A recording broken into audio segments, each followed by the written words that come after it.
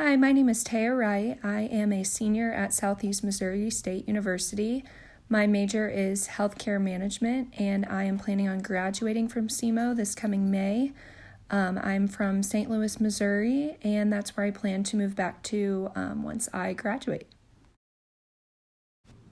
The first person I decided to interview is my stepmom, Melissa. She's somebody who I've looked up to almost my entire life because of her strong work ethic, and she's someone who will always be honest with me no matter what, and pushes me to be the best person I can possibly be. These are a few of my college friends that I've made over the last 4 years at SEMO. From left to right, that's Lauren Neighbors, Julia Ryder, and Lauren Stam. And they're all a part of the organization that I'm in, which is Alpha Xi Delta, and they have seen me in my leadership roles in my sorority. I also decided to ask my dad and mom, but I couldn't find a picture of all of us together because they got divorced a long time ago, but those are obviously two people that I look up to the most and can give really good insight on how I am as a person since I was born. I also decided to ask my two sisters because they know me on a more personal level and can give really good insight on how I am with communication and different stuff like that in different social situations. So I thought they would be a good pick. Lastly, I decided to ask my best friend Lauren Bennon, who is also in this class, because she, like my other friends, has seen me in different leadership positions and was able to get a good read on how I am as a leader as well as in social situations. To start off the feedback request form, I just kind of explained to everybody that I was interviewing what my plans are and what I'm doing right now as far as graduation and what my major is, and that I'm planning on graduating in May, and just kind of giving them an overview of that to start off with. I decided to text the people that I was interviewing for this project because I thought that was going to give me the most responses, and all I asked for them to do was to just describe a couple of situations where they thought I was at my very best.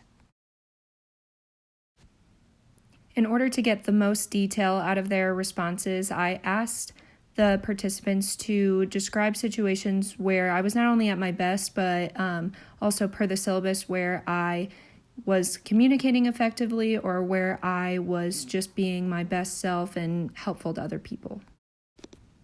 One of the most common things that people talked about was my leadership, specifically within my organization.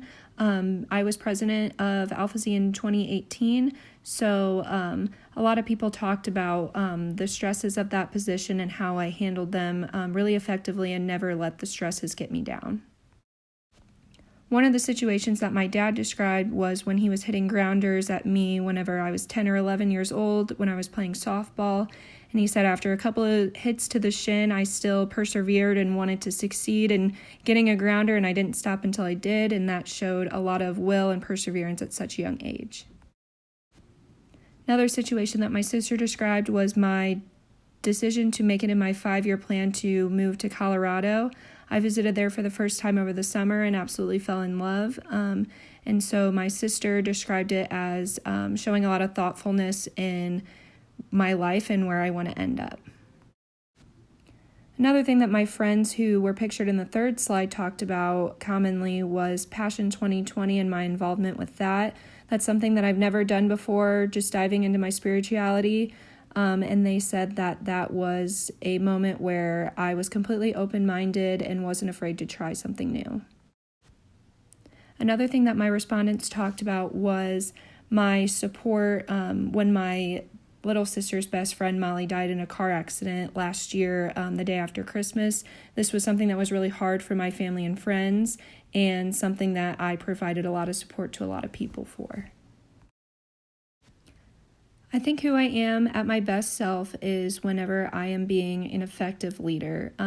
This has been a very big part of my college experience and something that I've really, really grown into, because I was definitely not as big of a leader as I am now as I was in high school, so I think that was one of the big ones. Another way of saying this is being really hardworking. I think that's when I'm at my best self, is whenever I'm working really hard for what I want, because I know that nothing in life that's worth having comes easy, and I know that it takes strong work ethic to get there. And I always have that in the back of my mind whenever I want anything, is that I have to work hard for it. I'm at my best self whenever I'm being completely open-minded. This is one of the most important characteristics that I think a leader could have, because you have to be able to deal with a bunch of different types of personalities and find value in their ideas, even if they're different from your ideas or opinions. I'm also at my best self whenever I'm being super positive. This is super important for a leader to be positive, because that's going to rub off on everybody around you, and it's going to make people more motivated to get some work done, and it just makes everybody happier. Lastly, I'm at my best self whenever I'm being completely unbiased. This is super important for a leader as well, because you have to make decisions that is for the best for everybody, not just for a specific person or a specific amount of people. You have to do what's right for the majority. I think this project was really insightful for me, not only as a person, but as a leader. And I think it's also really helpful that to know that everybody is different, and that not everybody's great characteristics or their person at their best self is going to be the same as everybody else, because everybody's different in their own ways.